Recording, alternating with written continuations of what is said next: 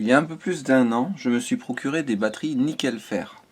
Il s'agissait d'un grand pas vers l'autonomie électrique que je souhaitais atteindre, puisque ce type de batterie a une très grande durée de vie, de plus de 20 ans. Mais je ne me doutais pas encore que j'allais avec ces batteries me rendre dépendant d'un autre produit, l'eau déminéralisée.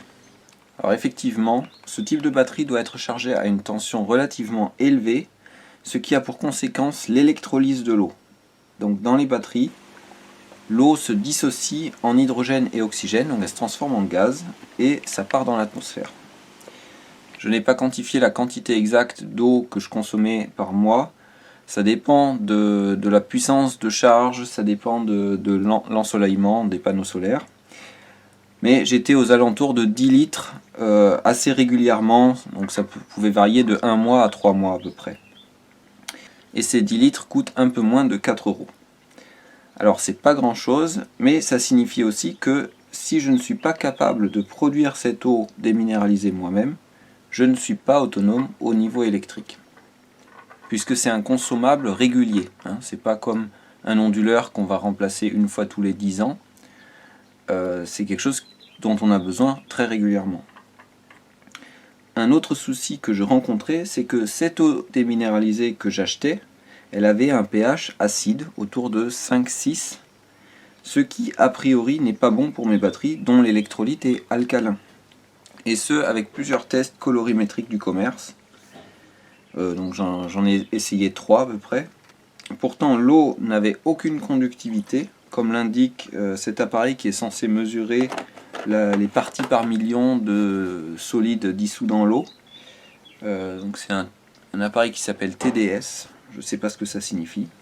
Et pourtant un pH acide devrait indiquer la présence d'ions H+, et donc une conductivité de l'eau non nulle. Donc il y a pas mal de questions autour de ça. Bref, pour produire de l'eau déminéralisée, on peut utiliser l'osmose inverse avec des membranes semi-perméables, mais mieux encore, c'est de faire de l'eau distillée. On peut atteindre un niveau de pureté très élevé avec de l'eau distillée, même peut-être plus élevé avec de l'eau distillée qu'avec de l'eau déminéralisée. Le seul souci, c'est que les alambics sont interdits. Mais il existe ces distillateurs à eau qui sont prévus uniquement pour l'eau, bien qu'on devrait pouvoir détourner leur usage. Je me suis donc acheté cet appareil sur le site Vevor.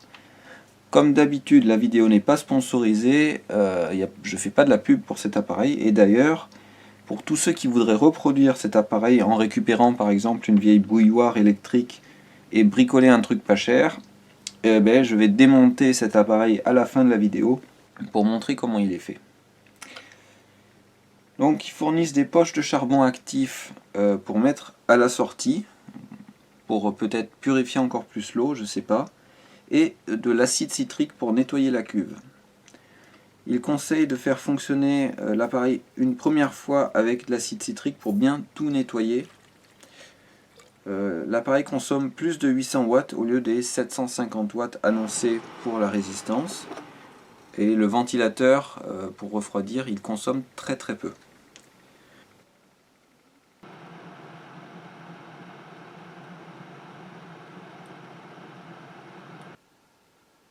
La première remarque, l'eau qui sort est alcaline et contient des particules d'après cet appareil qui mesure les ppm, les parties par million. J'ai finalement compris que c'est le charbon actif qui avait cet effet. Il a l'air de reminéraliser l'eau. Alors je ne sais pas si c'est parce qu'il y a encore des cendres dans le charbon actif ou quoi.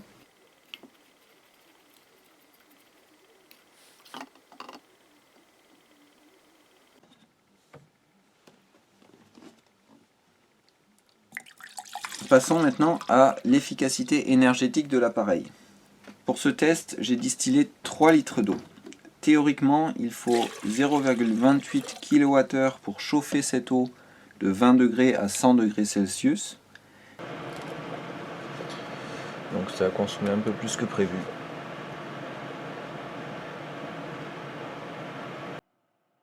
Et puis, il faut 1,88 kWh pour évaporer toute cette eau. Cette énergie est parfois appelée enthalpie de vaporisation. Vous pouvez trouver sur internet des tableaux qui récapitulent les enthalpies de vaporisation de différents liquides.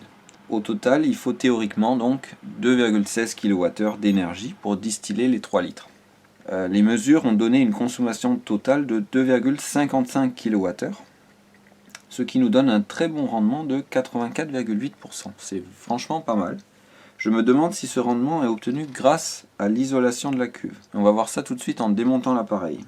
Mais d'abord, le distillat obtenu a un pH acide, d'après les tests du commerce, en lesquels j'ai de moins en moins de confiance. Je ne sais pas avec quoi ils étalonnent ces tests. En tout cas, c'est pas avec de l'eau distillée qui devrait avoir un pH de 7 qu'ils étalonnent ces tests. C'est pas possible, sinon ils feraient des tests qui donneraient d'autres résultats.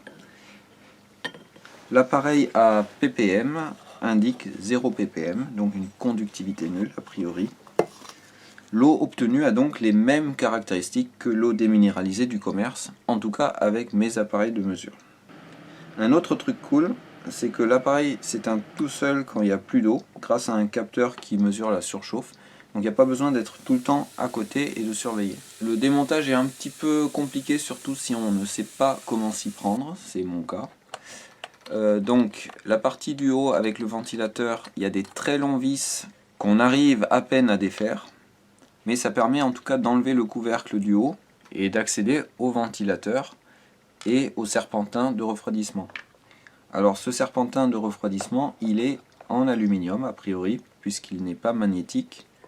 Et vu la couleur, c'est pas de l'inox. Le ventilateur, c'est un moteur asynchrone. Je n'arrive pas à défaire la partie inox qui est dessous là. Le joint tout autour, on peut le défaire facilement. Maintenant, si on regarde la partie du bas, donc la cuve, donc tout d'abord avec un aimant, on voit que c'est magnétique. Donc c'est un inox plutôt ferreux avec beaucoup de fer. J'ai vu après sur le long terme que ça rouille un peu, donc c'est pas, voilà, on voit que c'est pas une très bonne qualité d'inox. Maintenant on va voir comment on peut démonter cette partie du bas. Faut surtout pas démonter les prises au début. En fait il y a une vis centrale en bas qui tient juste le plastique, c'est comme une sorte de couvercle. Et là on a accès à toute la partie électrique, les fils, la résistance qui est soudée sur la cuve en inox et les capteurs de température. Donc on voit qu'il n'y a pas d'isolation à part une couche d'air entre la cuve en inox et la paroi en plastique à l'extérieur. Donc franchement je suis étonné, ça aurait pu être isolé avec un matériau mais non, c'est pas le cas. Et franchement c'est plutôt pas mal parce que le plastique n'a pas l'air de fondre ou de prendre la chaleur. Et l'efficacité énergétique est franchement bonne. J'ai pas mesuré les pertes d'eau entre l'eau qu'on met dans la cuve et l'eau qui sort de l'appareil. Je pense que c'est relativement faible. Alors l'eau qui sort elle est quand même tiède, donc elle peut s'évaporer un peu, mais je pense que c'est franchement pas énorme.